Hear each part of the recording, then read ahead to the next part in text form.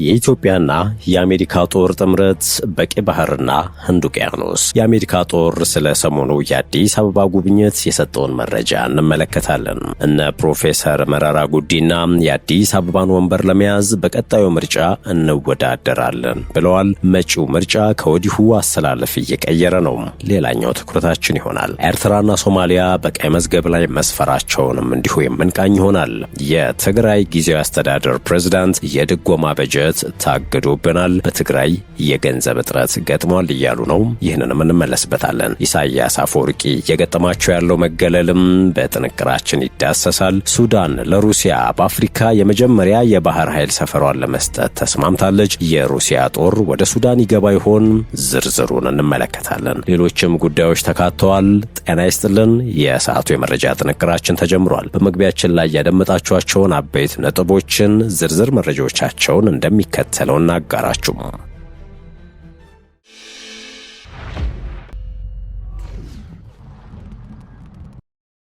ወደ ቀዳሚው ጉዳያችን እናምራም። የኢትዮጵያና አሜሪካ ጦር ጥምረት በቀይ ባህርና ህንድ ውቅያኖስ። ከሰሞኑ በአሜሪካ የአፍሪካ አዛዡ ጀነራል አንደርሰን ኢትዮጵያ ነበሩ። ጀነራሉ የመሩት ወታደራዊ ልዑክ አፍሪካ ቀንድ ሲቆይ ቀዳሚ መዳረሻው ኢትዮጵያ ብትሆንም ሶማሊላንድም ሄደው ነበረ። የአሜሪካ የአፍሪካ እዝ ትላንት እንዳስታወቀው ጀነራል አንደርሰን ከአዲስ አበባ በተጨማሪ በሶማሊላንድና ፑንትላንድም ጉብኝት ማድረጋቸውን ጠቁሟል። ይህ ሲሆን ሞቃዲሾ ፈቃድ አልተጠየቀችም። አስመራና ካይሮ ሳምባ እየተነፈሰ የሚገኘው የቪላ ሶማሊያው መንግስት ፈቃድ ሳይጠየቅ የአሜሪካው ጄኔራል ወደ ሁለቱ ግዛቶች አምርተው ከከፍተኛ ፖለቲካዊና ወታደራዊ መሪዎች ጋር መክረዋል። የዚህ ጉዞ ዋነኛ ዓላማም በአይኤስአይኤስ ላይ ጫና ለማሳደር እንደሆነ አፍሪኮም ያሰራጨው መረጃ ያሳያል። ከዚህ ባለፈ ይህ የነ ጄኔራል አንደርሰን ጉዞ ከአፍሪካ ቁልፍ ወታደራዊና የደህንነት አጋሮች ጋራ የጋራ በሆኑ ጉዳዮች ዙሪያ ቅድሚያ በሚሰጣቸው ጉዳዮች ለመምከር ነው ተብሏል። ከዚህ ጉብኝት ጥቂት ቀናት አስቀድሞ ግን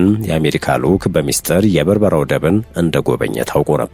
ዓላማው አሜሪካ በህንድ ውቅያኖስ ላይ የመጀመሪያውን የባህር ቤዝ በበርበራ ለማቋቋም እየተዘጋጀ በመሆኑ ምክንያት ነው ተብሏል። ከሰሞኑም በጄኔራል አንደርሰን የተመራውን የአሜሪካን ወታደራዊ ልዑክ ፊልድ ማርሻል ብርሃኑ ጁላ ባነጋገሩበት ወቅት የኢትዮጵያ የባህር በር ፍላጎት ለሰላማዊ ዓላማዎችና ኢኮኖሚዋን ለመገንባት የሚውል መሆኑን ገልጸው ኢትዮጵያ የባህር ላይ ጥቅሞቿን የምታስከብረው በውይይትና በትብብር መሆኑን አጽንኦት ሰጥተዋል። በመረጃ ቅኝቶቻችን እንደተመለከትነው ይህ የአሜሪካ ጄኔራል ማረጋገጫ በግብጽና ኤርትራ በኩል ድንጋጤን ፈጥሯል። አሜሪካ ቡራኬ ከሰጠችው ነገ ኢትዮጵያ የቀይ ባህር አካል መሆኗ አይቀርም የሚል ነው። በአንጻሩ ወደ 4 ኪሎ በኩል ሰሞኑን የቀይ ባህር መዳረሻን በሰላማዊ መንገድ ለማረጋገጥ ቅድሚያ እየሰጡ መምጣት በአሜሪካ የአፍሪካ አዛዡም ጄኔራል አንደርሰንም ይህን ማረጋገጣቸው ምናልባት በኢትዮጵያና ኤርትራ መካከል እርቀ ሰላም ሊወርድ እንደሚችል ምልክት እየሰጠ ነው ያሉም አልጠፉም። በዚህ ውይይት ላይ ኢትዮጵያ ባህር በር ለኢኮኖሚ እድገትና ለሰላማዊ ዓላማ ነው የምፈልገው የሚለውን አቋሟን ጠቅላይ ሚኒስትር አብይ አህመድና ፊልድ ማርሻል ብርሃኑ ጁላ ማረጋገጣቸውን አትተዋል።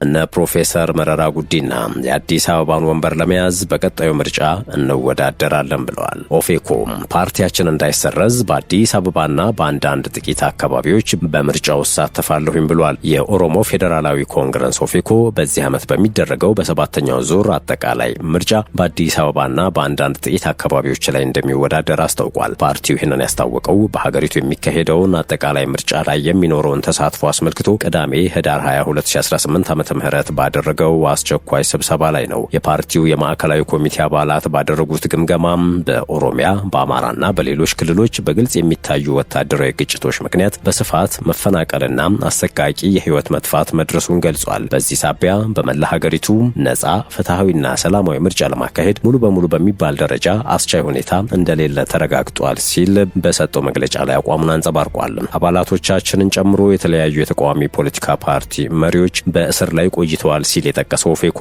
ነጻ ፕሬስ፣ የዜጎች መብቶች ስልታዊ በሆነ መንገድ በመታፈኑም የፖለቲካ ምህዳሩ እጅግ የጠበበ ሆኗል በማለት ተናግሯል። በመሆኑም በ2013 ዓመተ ምህረት በተካሄደው 6ኛው ሀገራዊ ምርጫ ሳይሳተፍ የቀረው ኦፌኮ አሁን ባወጣው መግለጫ በተመሳሳይ ሁኔታ በዘንድሮ ምርጫ ፓርቲው ባይሳተፍ ከምዝገባ ስለሚሰረዝ ብቻ በፌዴራሉ ዋና መቀመጫ አዲስ አበባ ውስጥና በአንዳንድ ጥቂት አካባቢዎች እንደሚሳተፍ አሳውቋል። ተቃዋሚ ፓርቲው አክሎም እስከ ምርጫው ጊዜ ድረስ ሁኔታዎች ተስፋ ሰጪና መሰረታዊ በሆነ መንገድ ከተለወጡ ሁኔታውን እንደገና አጤናለሁኝ በሚል ማዕከላዊ ኮሚቴው መወሰኑን አስታውቋል።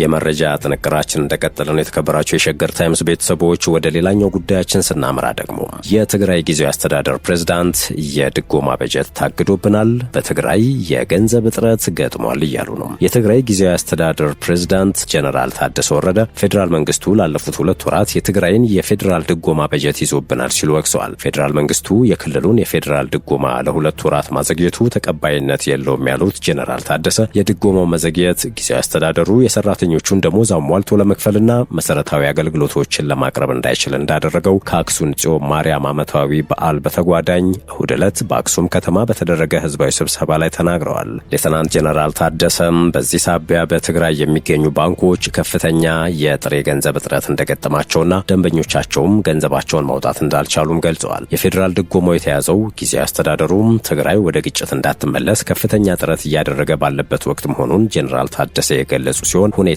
በክልሉ በሰፈነው አንጻራዊ ሰላም ላይ ከባድ ተጽዕኖ ሊያሳድር ይችላል በማለትም ስጋታቸውን ጠቁመዋል። ፌዴራል መንግስቱም የትግራይ ድጎማ ዘግይቷል በሚል ለቀረበበት ወቀሳ ይህ ዘገባ እስከተጠናቀረበት ሰዓት ድረስ በይፋ የሰጠው ምላሽ የለም።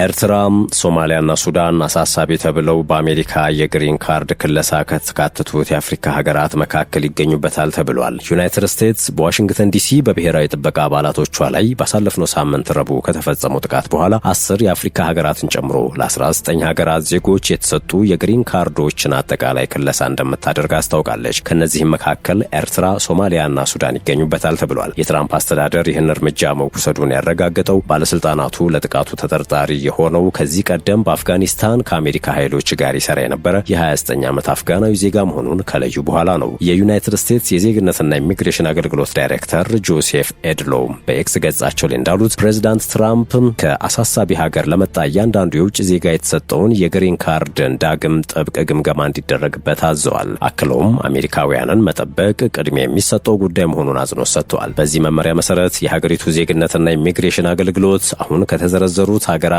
የግሪን ካርድ ማመልከቻዎችን ሲያስተናግድ አሳሳቢ አገር ተኮር የሆኑ ነገሮችን ተግባራዊ ያደርጋል ብለዋል። ፖሊሲው ገና ውሳኔ ያልተሰጠባቸው ማመልከቻዎችን እንዲሁም በፈረንጆቹ ከኖቬምበር 27 2025 ጀምሮ ወይም ከዚያ በኋላ የቀረቡትንም ይመለከታል የተባለው። ይህም ለኢሚግሬሽን ሰራተኞች ውሳኔዎችን ለማዘግየት ተጨማሪ ማስረጃ ለመጠየቅ ወይም ፈቃድ ለመከልከል ሰፊ ውሳኔ መስጠት ስልጣን እንደሚሰጣቸው ተጠቁሟል። በዚህ ፖሊሲ አሳሳቢ ተብለው ከተካተቱት መካከል አፍጋኒስታን፣ ማያንማር፣ ቻድ፣ ሪፐብሊክ ኮንጎ፣ ኢኳቶሪያል ጊኒ፣ ኤርትራ፣ ሄይቲ፣ ኢራን፣ ሊቢያ፣ ሶማሊያ፣ ሱዳን፣ የመን፣ ብሩንዲ፣ ኩባ እንዲሁም ከሰሞኑ ከአሜሪካ ጋር ከፍተኛ ውዝግብ ውስጥ ያለችው ቬንዙዌላና ሌሎችም ሀገራት ይገኙበታል። ተንታኞች እንደሚሉት ውሳኔው ዩናይትድ ስቴትስ ስለሚሰለጥኑ ሰራተኞች፣ ለተማሪዎችና ለስደተኞች ቁልፍ መዳረሻ በሆነችው አፍሪካ ላይ ከፍተኛ ተጽዕኖ ይኖረዋል። ኤርትራ፣ ሶማሊያና ሱዳን ቀደም ሲልም ጥብቅ የኢሚግሬሽን ቁጥጥሮች ይገጥሟቸው እንደነበረን የተገለጸው ክለሳው ለዜጎቻቸው እክሎችን ይበልጥ ሊያጠናክር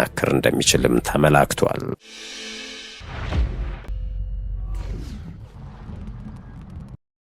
የመረጃ ጥንቅራችን እንደቀጠለ ነው። ወደ ሌላኛው ጉዳያችን ስናልፍ ሱዳን ሩሲያን በአፍሪካ የመጀመሪያ የባህር ኃይል ሰፈሯን ኮንትራት አቅርባለች። የቀይ ባህር ወደብ ለሞስኮ በስትራቴጂካዊ ውሃዎች ውስጥ ወሳኝ የሆነ አማራጭ ይሰጣታል የተባለው የሱዳን ወታደራዊ መንግስት ለሩሲያ በአፍሪካ የመጀመሪያ የሆነውን የባህር ኃይል ሰፈርና በቀይ ባህር የንግድ መስመሮችን ለመቃኘት የሚያስችላትን ታይቶ የማይታወቅ እድል ሰጥቷል ሲሉ የሱዳን ባለስልጣናት ተናግረዋል። ስምምነቱ ወደ መሬት የሚወርድ ከሆነ የፑቲን መንግስት በአህጉሪቱ ላይ ያለው ቦታ ለማጠናከር ለሚታገለው ሞስኮ ስትራቴጂካዊ ጥቅም ይሆናልም ተብሏል። ይህ ሩሲያና ቻይናን የጦር መርከቦችን በቀይ ባህር እየጫኑና እያስታጠቁ ወደቦችን እንዳይቆጣጠሩ ለማድረግና ምናልባትም ወሳኝ የባህር መስመሮችን ሊያደናቅፉ ይችላሉ ስትል ለምትከሱ አሜሪካ ከባድ ስጋት ፈጥሯል። የሱዳን ወታደራዊ መንግስት በጥቅምት ወር ለሩሲያ ባለስልጣናት ባቀረበው የ25 ዓመት ኮንትራት መሰረት ሞስኮ እስከ 300 የሚደርሱ ወታደሮችን የምታሰፍርበትና እስከ 4 የጦር መርከቦችን የኒውክሌር ኃይል ያላቸው ቸውን ጨምሮ በፖርት ሱዳን ወይንም በሌላ እስካሁን ድረስ ስሙ ባልተጠቀሰ የቀይ ባህር መንደር ላይ የማቆም መብት እንደሚኖራት ባለስልጣናቱ ተናግረዋል። ክሬምሊን በአፍሪካ ሶስተኛው ትልቁ የወርቅ አምራች በሆነችው በሱዳን ውስጥ ትርፋማ የማዕድን ቁፋሮ ኮንትራቶችን በተመለከተ የውስጥ ይሁንታን ያገኛል ብለዋል። ሞስኮ በፖርት ሱዳን የጦር ሰፈር የምትገነባ ከሆነ ወደ 12 በመቶ የሚሆነውን ዓለም አቀፍ ንግድ እንቅስቃሴ የሚካሄዱበትን የስዊዝ ካናል የባህር ትራፊክን ለመቆጣጠር ወሳኝ የቅኝት ቦታ ይሆናታል። ይህም በአውሮፓና በእስያ እስያ መካከል ያለውን አካፋይ ስትራቴጂክ መስመርን በአቋራጭ ያዘች ማለት ነው። በምላሹም የአልቡርሃን መንግስት ታዲያ የሩሲያ ኃይሎች ግዛቱን ለረጅም ጊዜ እንዲጠቀሙ በመፍቀድ ምትክም የሱዳን ባለስልጣናት እንዳሉት ሀገሪቱ ችግር ያለበት ቀውስ ውስጥ የሚገኘው ወታደራዊ አገዛዝ ከአማጺው ፈጣን የድጋፍ ኃይሎች ጋር ለሚያደርገው የእርስ በርስ ጦርነት የላቀ የሩሲያ ጸረ አውሮፕላን ስርዓቶችንና ሌሎች መሳሪያዎችን በቅናሽ ዋጋ ያገኛል። አንድ የሱዳን ወታደራዊ ባለስልጣን ለዎል ስትሪት ጆርናል እንደተናገሩት ሱዳን አዳዲስ የጦር መሳሪያዎች ያስፈልጋታል፣ ነገር ግን ከሩሲያ ጋር ስምምነት ማድረግ ከአሜሪካ ጋርና ከአውሮፓ ህብረት ጋር ችግር ሊፈጥር ይችላል። ያም ቢሆን የሱዳን መንግስትና የጦር ኃይሎች ለአስተያየት ጥያቄዎች ምላሽ አልሰጡም ተብሏል። የተከበራችሁ የሸገር ታይምስ ቤተሰቦች ለአሁኑ የያዝነው የመረጃ ጥንቅራችን አበቃ። ስላዳመጣችሁን ከልብ እናመሰግናለን። በያላችሁበት ሰናይ ጊዜ።